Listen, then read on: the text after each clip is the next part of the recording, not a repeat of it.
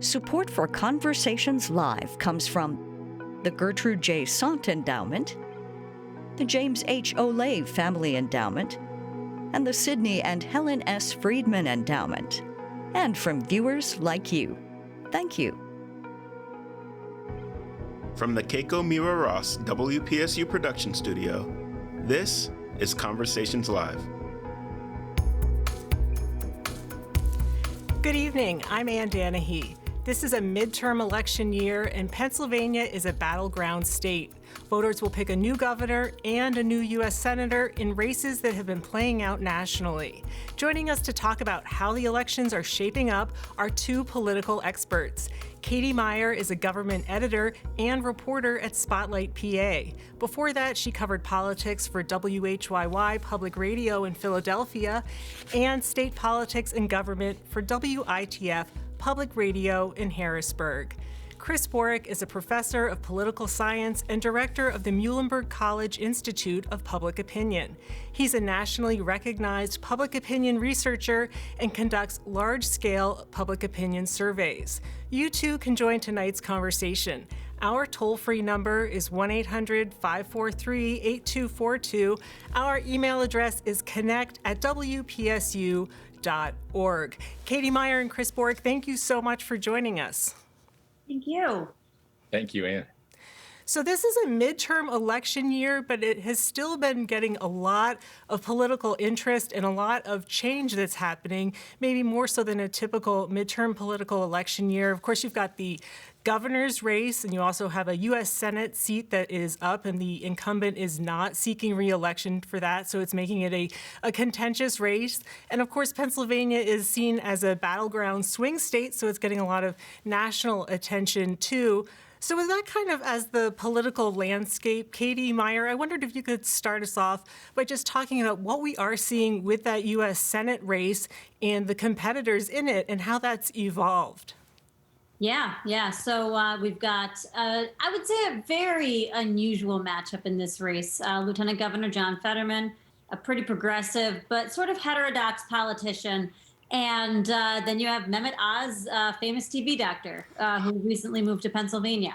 And what we have seen is post-primary, it looked like Fetterman was in a pretty comfortable lead in that race. And that was unusual because this is, just as far as, political wins go, a tough year for Democrats. It usually is in the midterm after a new president has taken office for that president's party. But as we've gotten closer to the election, the race has tightened quite a bit. And that's where we are now. Fetterman has still, most polls have shown him in the lead, but it's a very narrow lead within the margin of error. And I think Chris can talk more about that, but it's a tight race. Right. So the Political Cook Report had been rating this as leaning Democratic, but has now actually moved it over into the toss-up category, as you were mentioning, with the polls there. Chris, first of all, why do you think Fetterman had been, up until recently, been able to maintain that lead? And then why is that lead shrinking and the race tightening, like Katie was talking about? Yeah, indeed. I do think it's shrinking, and we see a lot of evidence that it is a much closer race than it was earlier. I think really when you look at this race coming out of the primary election, Mehmet Oz took a lot of hits on his way to eventually getting the nomination in a very, very close race in the primary election, winning by about 1,000 votes, largely with the help of former President Trump getting him across the line in the Republican primary. And he came out wounded. And then over the summer, I think those wounds were just exposed a little bit more, that he isn't, as Katie mentioned, someone with deep ties to Pennsylvania. In fact, he has very limited ties to the Commonwealth, went to med school here. And Fetterman was really good at exploiting that, and his team, with some trolling on the internet, using a whole bunch of pretty creative means, and ripping apart aspects of Oz's connections to the state.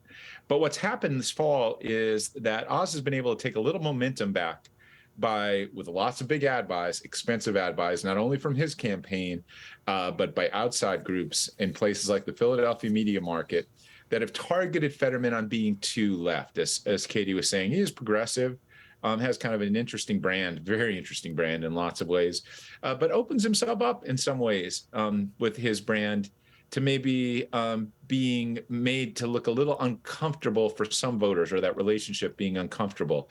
And it's closed, it's worked. And you look at it, Oz still has from a polling perspective, some pretty high negatives. But now we see Fetterman's negatives creeping up and making it a much tighter race. I've seen polls close to, as we could see, to single digits. Earlier this summer, it was high single digits, sometimes maybe double digits. And this race, by all metrics, looks like a pretty competitive race. When it gets down to those single digits, if Fetterman comes out ahead in a poll and it's only by 2 points, is that essentially mean that he's not necessarily ahead at all? Is it within the margin of error?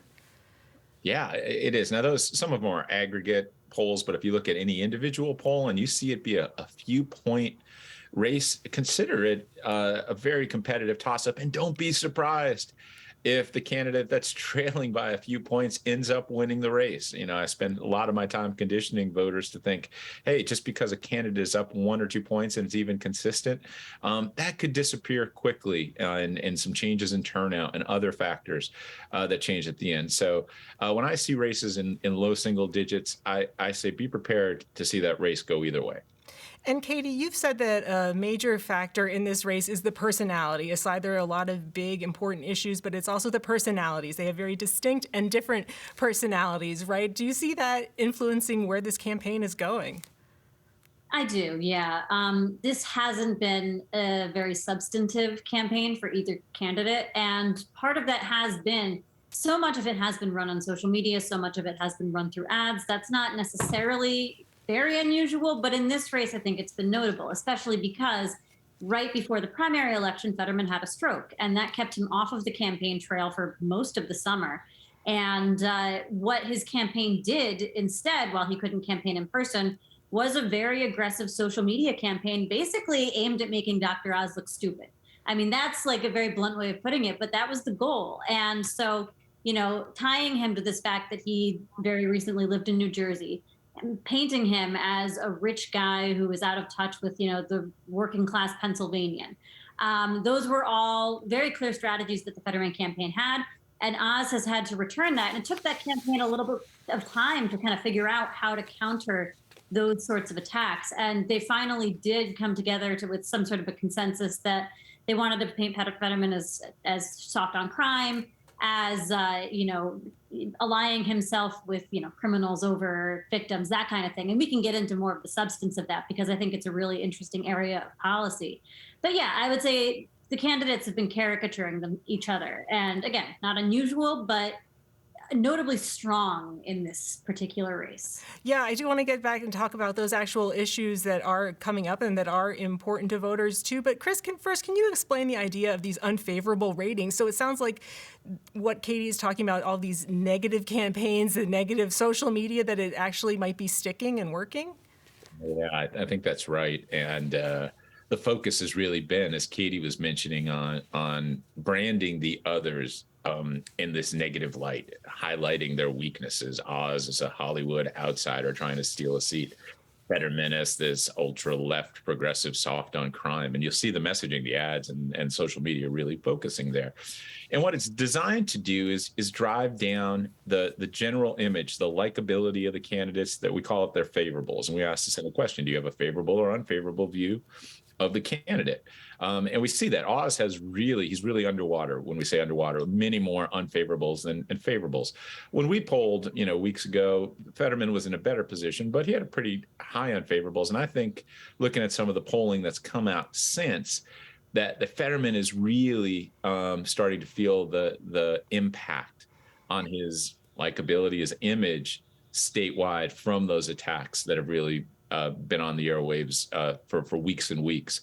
And once you can make it, in some ways, a race about two unfavorable people, you change the dynamic. I use 2016 as an example. When we polled that race, Hillary Clinton and Donald Trump had historically high unfavorable ratings, off the charts. And that had changed during the year. Clinton became progressively more unfavorable. Trump kind of always was there. And then you make it a toss-up. And sometimes the candidate that's representing change at that point might get the benefit of the doubt. And I think in some ways, it's hard to find who is the candidate of change here. But certainly Oz making it a race between two more unlikable people benefits him. Right, because of course we have a Democrat who is president, we have a Democratic Congress, so if people aren't happy necessarily or too enthusiastic about either candidate and they're looking for change, could that actually favor Oz? It could, for sure, yeah.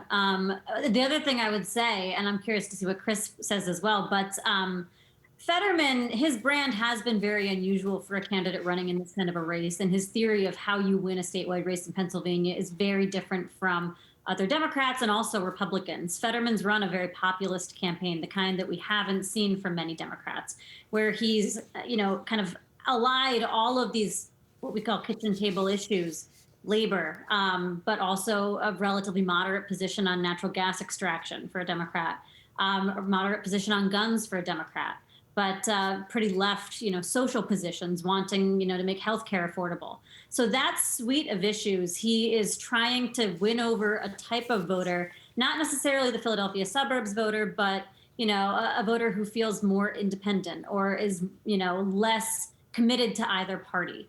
A similar kind of voter that Donald Trump wanted. Maybe not exactly the same people, but that's kind of the thought. You win over those disaffected voters.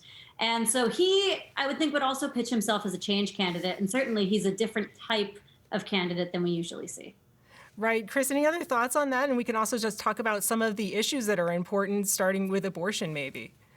Yeah, I'll just follow up a little bit on what Katie said, which I think is spot on. But John Fetterman's a brand I haven't seen ever. And you can see by the gray in my beard, I've been around a long time following Pennsylvania politics. He's completely unique. And so is, in many ways, Mehmet Oz as a Pennsylvania candidate. And then you pair them up in an election cycle with all the spotlight on it, all the money on the lieutenant governor's unfortunate health situation. There's just so many moving parts in this election that make it kind of hard to compare to other races and other cycles. And Fetterman really, as Katie was alluding to, I think is fascinating. He's trying to get some voters that might have, some in the Trump camp, actually some Trump voters, to his side, maybe white working class voters that are enamored with his brand, both his image, as someone very unique, his size, his clothing, his tattoos, the issues that he talks about, from marijuana legalization to a lot of the other topics that I think get him attention in some of these communities. And I think he'll probably make some inroads in those communities statewide. But at the same time, can he do that while not alienating a chunk of voters that might see that brand as a little bit too far for what they want in politics? Maybe Katie mentioned the Philadelphia suburbs, more moderate, older, wealthier, higher educated voters, which have become a staple of the Democratic coalition in recent years. Will he lose some of those? I think Oz is trying to expose perhaps some cleavages there and do that.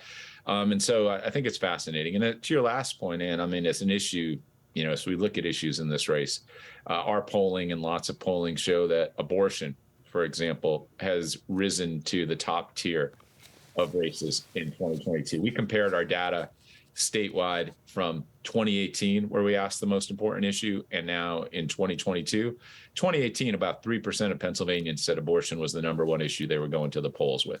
It's over 20% now. In our local district that we did up here in the polling in the 7th district, it was high 20s. It's become a top tier issue, along with, of course, economic matters, inflation being at the tip top. So there are some dominant issues that are playing out in this election cycle. Is it clear yet whether the status of abortion in this country since the Supreme Court decision, essentially kicking it back to the states, will that favor the Democratic candidates, Fetterman, or will that not make that much of a difference? Could it go the other way, too? I think, and Chris can speak more to the polling on it, but voters that I've talked to tend to want moderation, especially in issues like abortion. So what you see the campaigns doing is, Fetterman will say Oz wants to outlaw abortion, which he has said he is in favor of pretty restrictive things in the past, but he's also pretty notably steered clear of this issue, I think intentionally. And then Oz will say, Fetterman wants abortions without exceptions. So they both try to paint each other as extreme on this issue.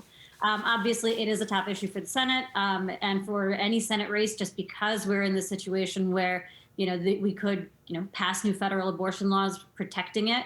But yeah, I think what I have seen, and I'd be curious to see what Chris says based on the polls that he's seen, but it seems to me that it's more of a motivating issue for Democrats than it is for Republicans in this race, and in also the governor's race, which we can talk about. Yeah, Chris, what do you think? I'm curious. Yeah, I think I agree with you, Katie. It's an issue. So if we look in the cycle, and politics is about cycles, usually lead there before I even talk about candidates. And it's a good cycle to be a Republican. It's a midterm election. The president's party is usually punished. In Pennsylvania, we have a Democratic governor. It's seen as a change election pointing to the outside party, and it's the Republican Party. In many ways. And so they have the energy at their back. They also have, a fairly unpopular president in the White House that's a Democrat. They have inflation at 40-year highs. That's a lot going in their direction. So how do you offset that? And in many ways, maybe not totally, and maybe it still comes out to be more of a Republican year. As Katie alluded to, abortion was an issue that has energized Democratic voters. It's energized them. It's given them a reason in a cycle that they weren't all that excited about to now be playing, engaged in the race. We see that through a number of polling indicators. We see it through some post-Dobbs decision registration numbers in the state. And I think in some ways it's given Democrats a lifeline. Maybe not one that's going to save all Democrats and help every Democrat across the line, but maybe more than would otherwise have won in a very, very tough cycle. Yeah, and Katie, when you are talking to voters and elected leaders, so we have abortion, we obviously have the economy. Are there other things that kind of are coming to the surface as important to them in the races? Yes, I would say the other big issue that I've heard about from voters is crime, and that in the Senate race has been interesting. The way that you hear people talk about crime, it's often, I live in Philadelphia. It's often about Philadelphia. It's this idea that Philadelphia is lawless and crime is going to come up to your suburb, and the suburbs outside of Philadelphia just happen to be one of the most, populous areas of the state, and also a major area for voters, for candidates to get voters. Those areas go for Democrats, but if Republicans can cut into those margins, they have a much, much better chance of winning statewide races. So what does that look like in practice? One of the things that Oz has done that I've thought is interesting is he has latched onto this thing with Fetterman. Fetterman served on the Pardons Board, still serves on the Pardons Board as lieutenant governor. And he's been aggressive in his role on the Pardons Board. It's been one of the centerpieces of his lieutenant governorship because that's one of the only things the lieutenant governor is in charge of. He has pushed very strongly for pardons for people who have had long prison sentences, but didn't necessarily, there's reasons that their crimes might not have been as bad as necessitated a life sentence. Pennsylvania puts people in prison for life without parole if they are convicted of second-degree murder, which sometimes just means you were involved in a crime in which someone was killed, but you didn't kill anybody. And so anyway, this is a long way of saying it, but Fetterman has two pardoned guys. He got them out of prison as lieutenant governor, and the entire Pardons Board did, Lee and Dennis Horton. And Oz has run ads saying, Fetterman's employing criminals, and he's not on your side when it comes to criminal justice. And he's called for him to fire the Horton brothers from his campaign. And it's become a really sort of nasty point of contention on this race. And it's one of those areas where Fetterman, as a politician, a lot of politicians have, tread very lightly and carefully around the Pardons Board while they've been on it. He did not do that. He was, again, very aggressive in trying to get people out of prison who were serving really, really long sentences.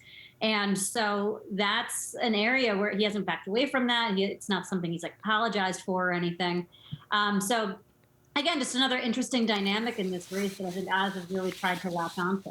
Right. Another way that this race is very atypical and not what we're necessarily used to seeing with politicians. And I want to come back to that in a minute. But I also just want to remind people watching and listening that if you're just joining us, I'm Ann Danahy, and this is WPSU's Conversations Live 2022 midterm elections. We're talking with two experts on Pennsylvania politics, and our toll-free number is 1-800-543-8242, or email us at connect@wpsu.edu.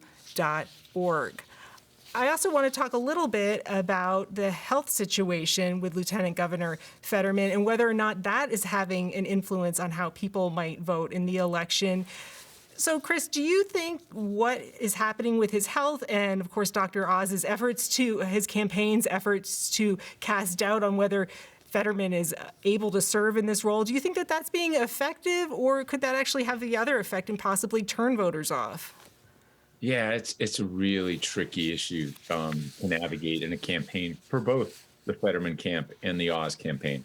I don't think when Oz and some people on his staff were poking a bit at Fetterman and his health and his capability and kind of framing it in a way that, they were didn't seem very sympathetic to his plight, if you will, that I think that was actually not a good place to be for their campaign.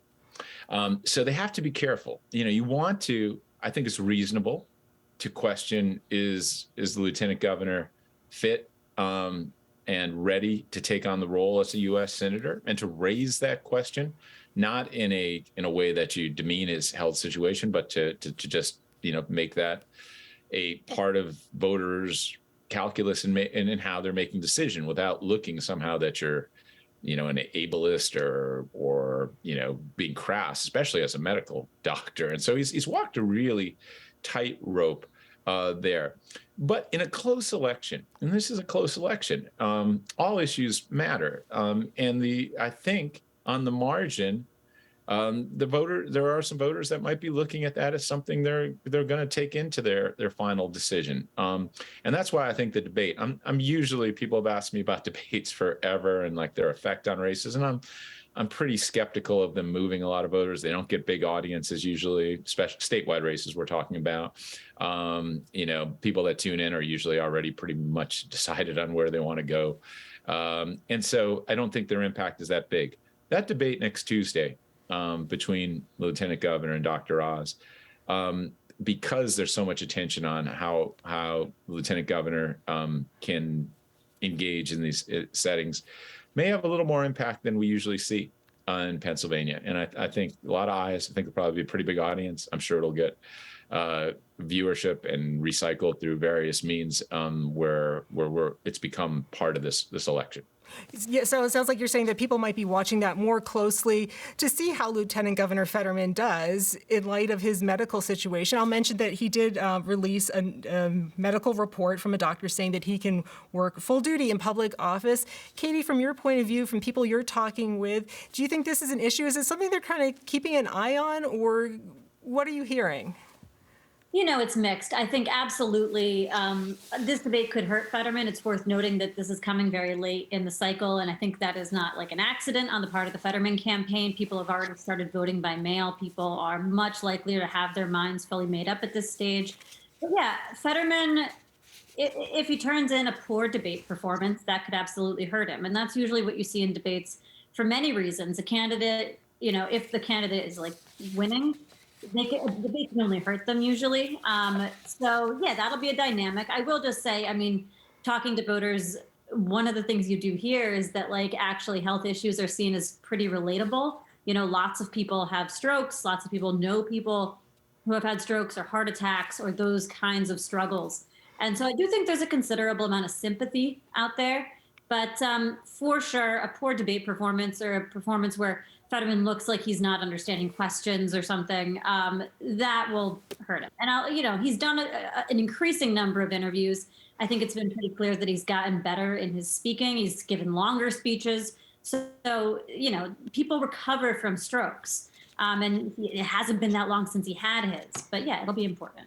Well, we could switch gears here in a moment to the governor's race and talk about that too, but this also seems like a good time to talk about the role of social media, alternate media in political races. And we're seeing a lot more of that, of candidates saying, you know what, I'm going to skip the debate. I'm not going to do that. We had that happen to some degree here in Centre County. So you do see more candidates skipping debates and going straight to social media or other media outlets and bypassing the traditional media altogether. Chris, do you think this is where things are headed, or are we kind of in a period of transition?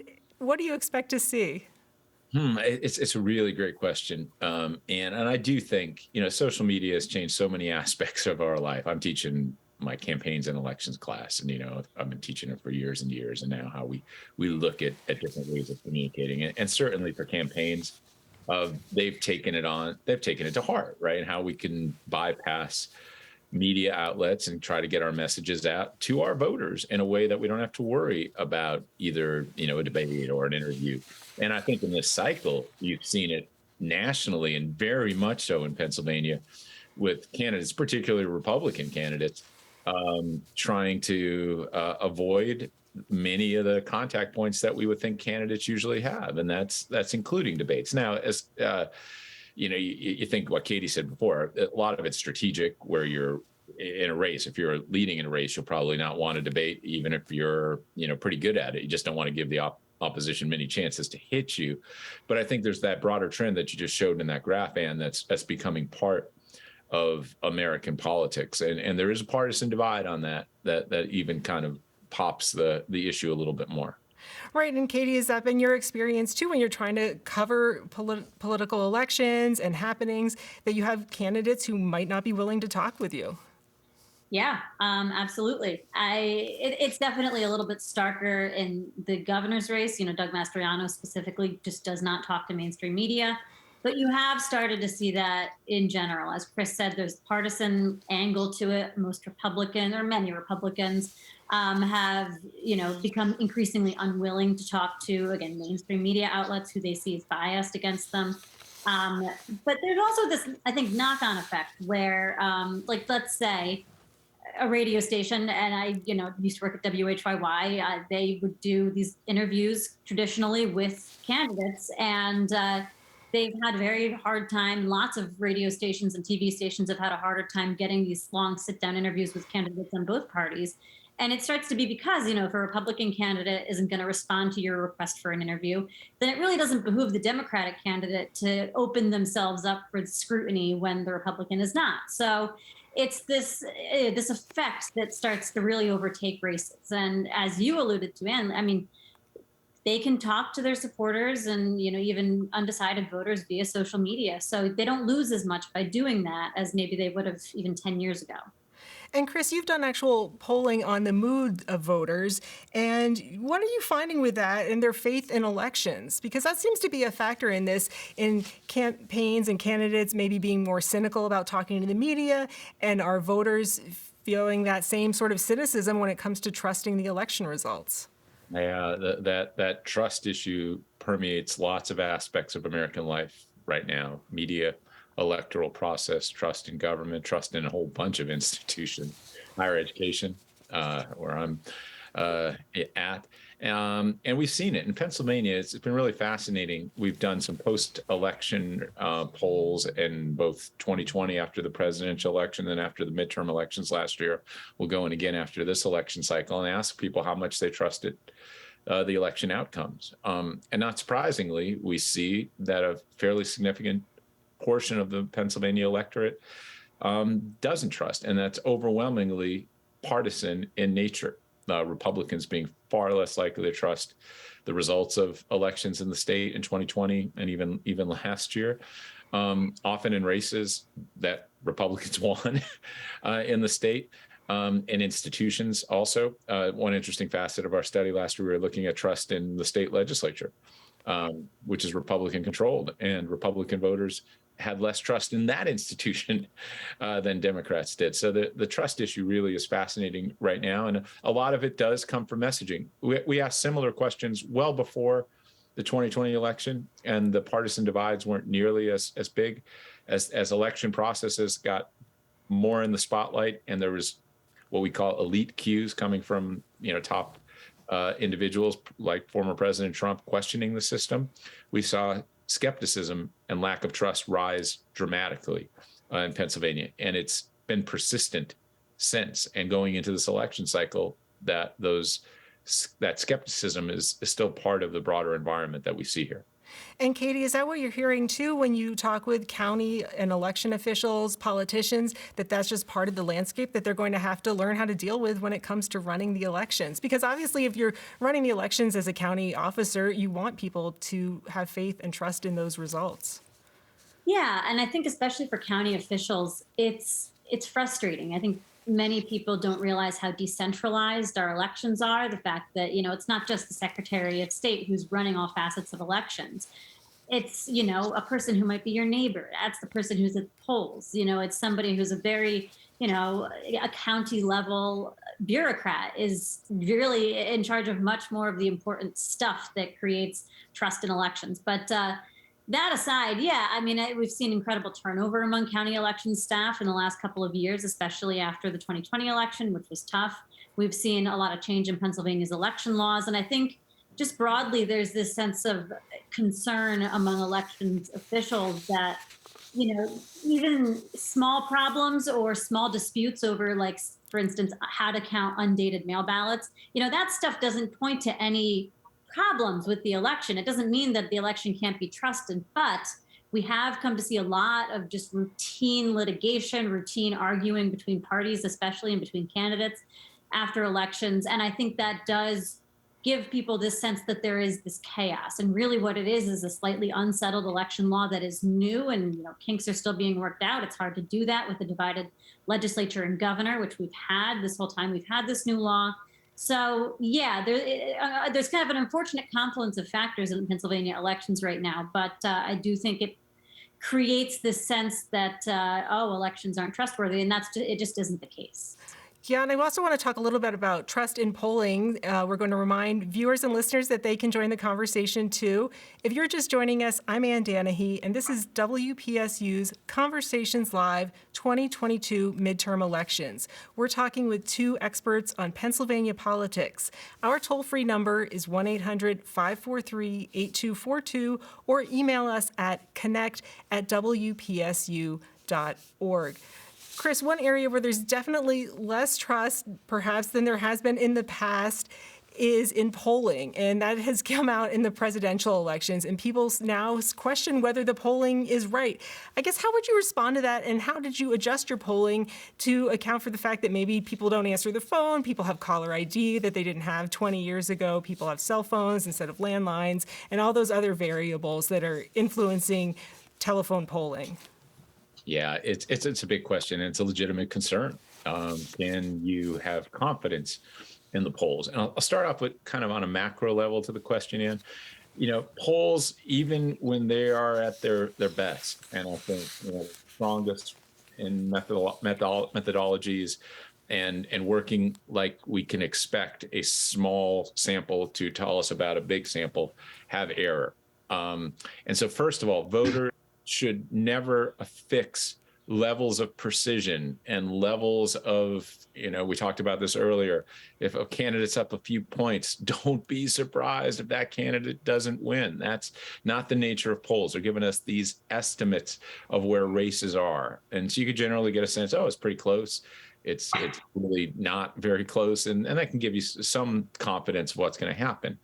But over time, it's been very challenging. I've been directing polling centers, for a quarter of a century and over 20 years here just in Pennsylvania. And it's a much different environment to poll. It's more costly. Takes a lot of time to do it right, compared to 25 years ago when looking back, it almost is like a dreamlike period. People had landlines. Almost everybody had a landline. Cell phones weren't even very much out there. It was pretty easy to do. And it's become harder. And indeed, there have been some systematic errors in polling in the last few cycles, but they were concentrated. And, this actually exacerbates the problem in some ways around two presidential elections, and President Trump having his share of the vote underrepresented in those elections. And we've spent a lot of time as an industry, as academics, as scholars, trying to diagnose what it was. And it would be really easy if we could just say, well, that was the issue. We thought it was maybe after 2016, not waiting for educational attainment, which has become a really big issue in a divide in American politics.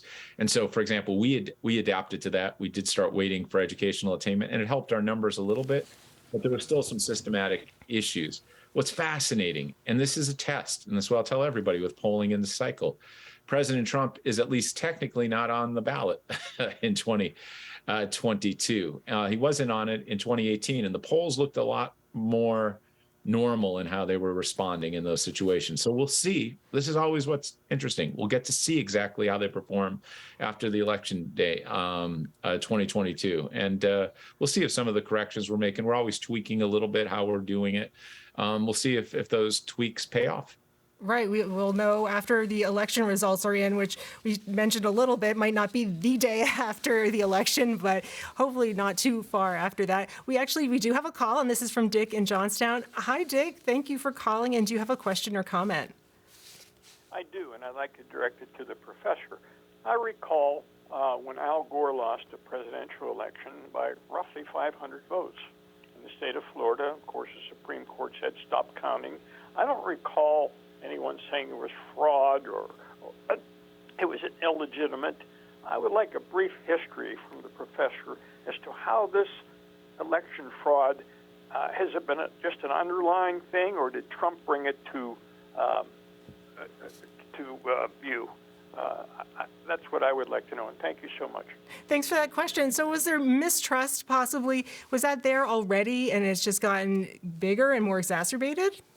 Yeah, it's a great question from Dick about the broader issue and taking us all the way back to 2000. To me, it doesn't seem that long ago, but 22 years ago. And indeed, the debates around what was happening in Florida then certainly were focused on process in a lot of ways. How do we count ballots? The famed hanging chads of 2000 were debates about process, how the ballots looked, how they were counted, possibility of voters intent not being represented because they were confused by the ballot. So legitimate process questions have been part of American electoral voting processes for a long time.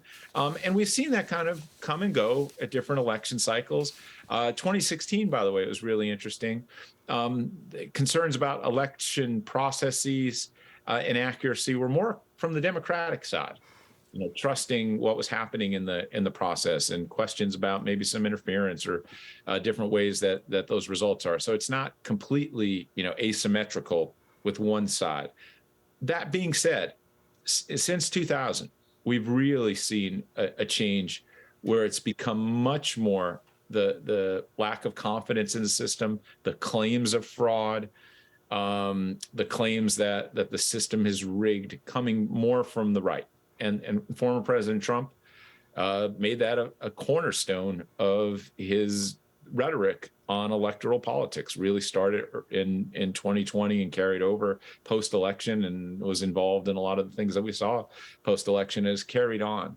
And it's from my perspective, really eroded some broader confidence in the electoral process here in Pennsylvania and beyond, often unwarranted. That doesn't mean, as Katie was talking about before, that the system right now could use significant attention, right? And it's one of the problems in the state is we have a divided government that's not been able to really do that. I think there's some legitimate, easy fixes to help make the process seem better that are being pushed aside for partisan reasons right now. And that's unfortunate, I think, for confidence in the system.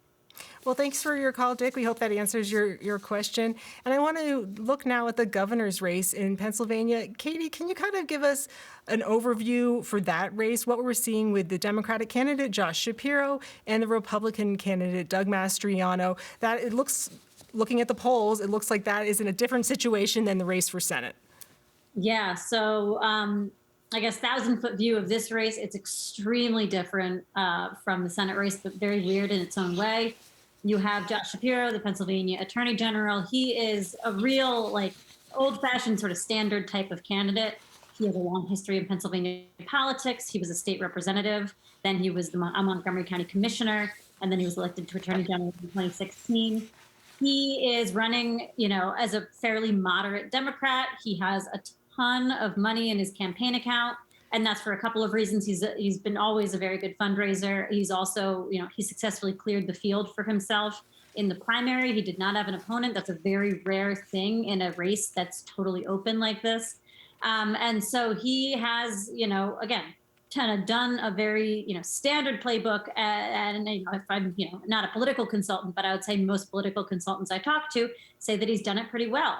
And then you have Doug Mastriano, who has run the most unusual statewide campaign that I have ever seen. And I think people with a longer history in Pennsylvania than me have also said they've never seen anything quite like it. He is a state senator. He's from Franklin County, Chambersburg.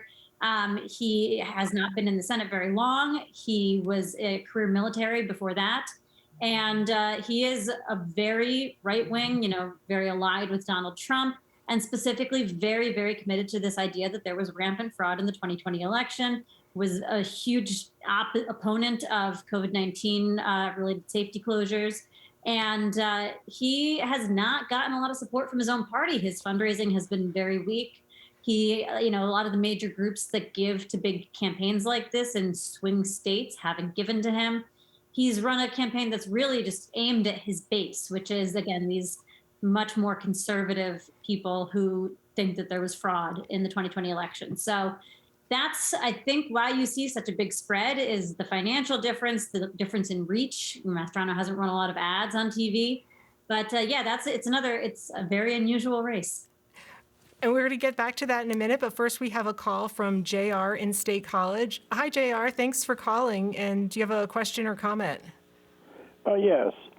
I just heard a study about 3 days ago that the biggest threat to the United States right now is the media, because once Trump got into election, they just went against him like, the hate is still there.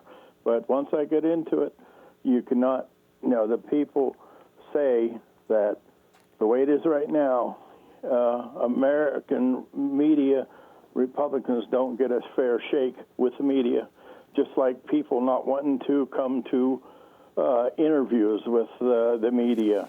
Locally, I've seen that happen where one candidate come in there, that's a Republican, and that person interviewing would just attack him like crazy because he's a Republican. Then the Democrat comes in, then there's kumbaya, and I've seen that many times. But I just think that there's a serious problem with the media nationwide, and I think that survey I just saw the other day shows it. Thank you. Bye-bye. Thanks for your call, JR. I don't know, do either of you have any thoughts on that? That's something I'm sure you've both heard. There's that criticism that the media isn't fair, but you can hear that the other direction, too. Yeah, I can, as a member of the media, I do appreciate JR's call. And, there's a couple ways I could answer this. I think for sure not all journalism is good. I think, reporters need to be, fair and need to, heavily scrutinize both parties and also scrutinize just, people in power generally. But I will say, especially post 2020 and in the lead up to that election, not everything is the exact same thing on both sides. And you did have a party, and we saw this very, very strongly in Pennsylvania, one party really seizing on this theory that was not true, that there was this massive fraud in the 2020 election. And I think that was again, there had been this tension with the media before that, but that was an example and a very clear one of, the leaders of the State House, State Senate getting on this idea that there had been fraud, sending letters urging our congressional delegation not to certify the results of the 2020 election. This is all stuff that happened, and it's, it was based on something that wasn't true. And then there was all this extrapolation that happened where you were saying, we have concerns about how an election was administered, which, is totally fair, but it doesn't mean there was fraud. So again, I think as the media, we need to be pretty clear about what happened. And yes, absolutely. I would love nothing more than to just, do very, deep watchdog reporting on a governor, any governor. That's the main part of my job. And that's a thing that I do. But also when you have one party specifically and systematically, saying a thing that's not true, you do have to address that. And it's an unusual position to be in. And I think, people have made wrong decisions in their coverage. But that is, it's something we can't escape as a profession. Yeah, definitely. And Chris, do you have any thoughts on that? And maybe also thoughts on whether this idea that there was fraud, it's a disproven idea, but it's an idea nonetheless, fraud in the 2020 election, what type of influence that'll have on the governor's race in Pennsylvania? Yeah, it is. And I thought Katie's answer was excellent, and it's challenging, right? JR, I think his point is there is a perception, right? There's an overwhelming perception, and we've polled this among conservatives and Republicans, that the media is unfair, and that they don't give Republicans a fair shake. And we could study that empirically, and a lot of people do, and try to isolate and find incidents of imbalance in things. And right now, in a very fragmented media market, it's there's lots of ways we can cut that. The reality, though, is it also becomes challenging, right? So you put yourself in the media's place, if you will, like Katie was talking about. So yeah, there was, and this is empirical. You could look at this. This is the reality. There was no widespread fraud. The courts have said that. There's every piece of evidence to point that. So if you're in the media and you want to ask Republican candidates on that matter, you're going to look adversarial, right? And this is, I think, one of the big issues why you're not seeing as many Republican candidates speak. It's an awkward relationship to talk about that or January 6th. And it's particularly right now something that might not be what you want to engage in. But if I'm a reporter, I'm asking those questions. So it's difficult. You have to kind of consider that. Per the election, 2022, I don't think electoral matters are at the level of inflation, abortion, economic issues, even crime. But that doesn't mean they're not important. And I think it's part of the messaging. If you watch Josh Shapiro's ads, one of the consistent things that he will target is Doug Mastriano's statements on what he would do as governor in terms of managing electoral process in the United States. I think that's a clear sign that Shapiro wants voters thinking about that, and that he believes Senator Mastriano's position is not going to resonate with a lot of voters. And so I think you'll see that. I think for Doug Mastriano, who's running, as Katie said before, a very, very unusual campaign. He's got a lot of passion from his supporters, but doesn't get up on the air a lot to reach other audiences in the state. That one of the things he could rally supporters with, at least in his base, are these claims of election fraud. So I think he's doubled down. He wants to continue speaking about those and use those to help energize his base for what he thinks is, or at least claims is, an injustice in terms of American or a Pennsylvania electoral process. It looks like we do have another call, and this is from Mary in State College. Hi, Mary. Thank you for calling. And do you have a question or comment? I do. Thank you for taking my call.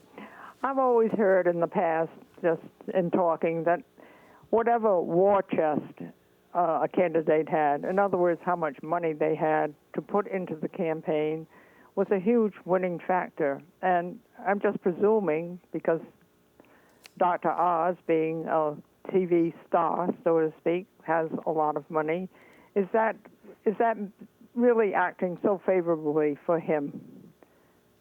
Thanks for the question. So what is the role of money in these campaigns? There's certainly been a lot of money pouring into both of them, if I'm not mistaken. I don't know, Katie, you want to talk about that? Yeah, sure. Mary, that's a great question. It's actually interesting. In the Senate race, I'd say the big difference between the candidates is not so much how much money they have, because actually both of them have enormous war chests, as you said. But yeah, so Dr. Oz has self-funded a lot. He gave himself a lot of money, especially during the primary. And that helped him in an era like, especially, there's a very crowded primary for Senate. And so he was able to, help himself out with those millions of dollars from his own bank account that he put in there.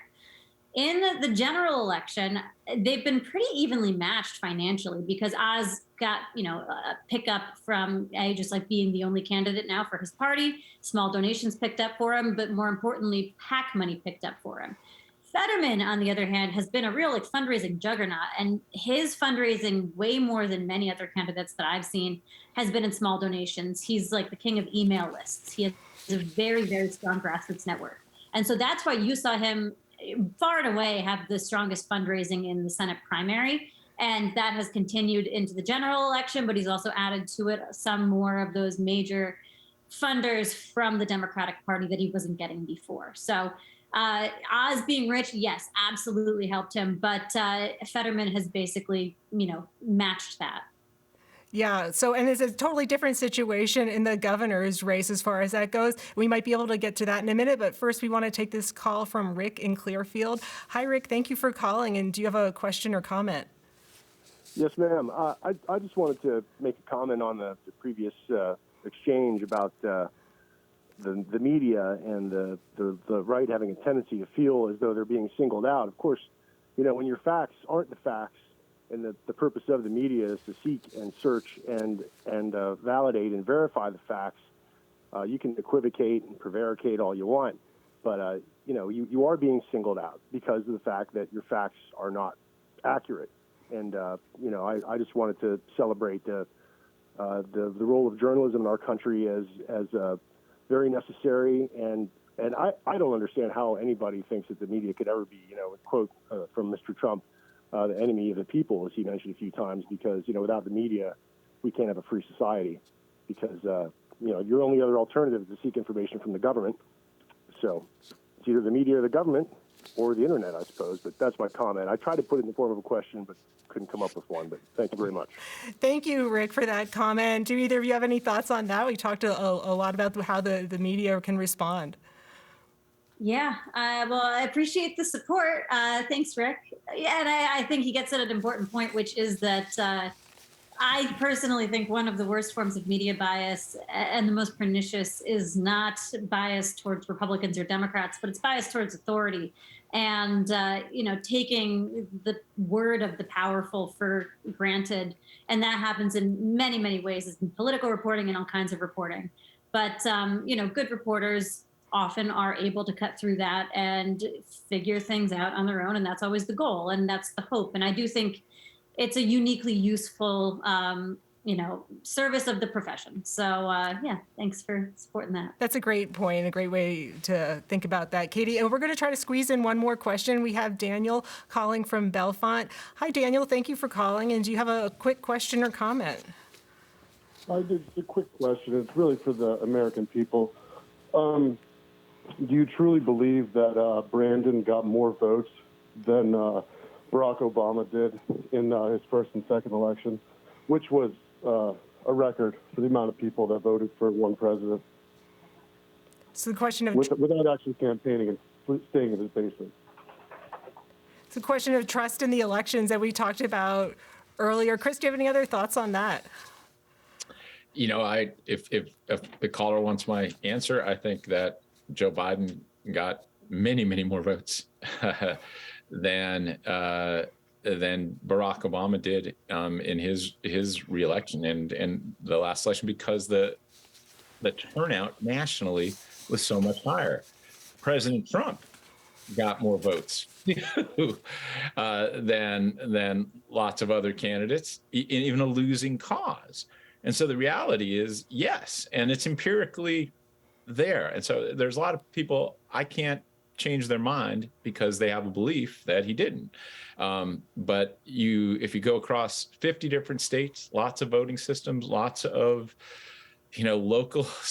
local ballot areas, the reality is he got more votes, both in Pennsylvania and nationally. And you may not want to believe that, and you may find lots of reasons to claim it because of his campaigns, but the evidence isn't there.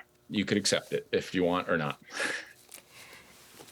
And we have just a few minutes left, just time for a few comments on this. But I wondered what your thoughts are on the role of abortion in the governor's race. So we talked a lot about the Senate race, too. But obviously, the candidates for governor of Pennsylvania have starkly different views. And we'll go to Katie first. Yeah, this is a huge issue, I think, in the governor's race, and it's because the governor has direct power over Pennsylvania's policy on abortion. So Pennsylvania is not one of those states that had a so-called trigger law that restricted abortion when Roe v. Wade was overturned. Pennsylvania allows abortion up to about 24 weeks gestation. It's a law that's intended to, cut it off at viability. Later abortions are allowed if there's a medical emergency or something like that. But yeah, that's where the law is. And Doug Mastriano has said one of the first bills he sponsored when he came into the legislature was a 6-week abortion ban. That's a virtual ban just completely because it's before many people know that they're pregnant. And he has said he's for a total ban. That's where he's at. And that includes no exceptions for rape, for incest, for a medical emergency in which a parent's life is at risk. So that's where he is. Shapiro, what he said basically is that he wants the status quo. He doesn't want to change the abortion laws in Pennsylvania. And so it's important because we have a legislature that's controlled by Republicans. It's probably going to continue to be controlled by Republicans in the next session. And so if there's a Republican governor, especially one like Mastriano, who has said he's very dedicated to this cause of abolishing abortion, then we will almost certainly see reductions in abortion accessibility. It's a little bit unclear about exactly what the legislature will go for, but leadership has said, for instance, Brian Cutler, who's in charge of the House, has said he supports, for instance, a 6-week ban. So that's on the table. So with Mastriano, you get restricted abortion. With Shapiro, you don't. And yeah, it's a very, very clear difference in this race. And we have less than a minute left, but Chris, I wondered if you could talk about what you're going to be watching on election night as we wait for those ballots to come in and get counted. Well, there's so much, right? Where we could probably go through the array of elections in Pennsylvania, both at the state level, congressional level. There's some really competitive seats in the eastern part of the state, western part of the state. There's lots of competitive state House and Senate races. So there's just so much to look at. If you're interested in politics, you have a really bountiful election night. And the one thing Chris, that'll be interesting. Yeah, thank you very much. Sorry to cut you off there. Thank you very much. And we are out of time. Our guests tonight have been Spotlight PA reporter Katie Meyer and Muhlenberg College political scientist Chris Borick. I'm Ann Danahy. Thank you for watching and listening to us on WPSU. And please join us for our next episode of Conversations Live, Ask a Veterinarian, on November 17th. Rewatch this and previous episodes of Conversations Live and more of your favorite WPSU programs on the PBS video app.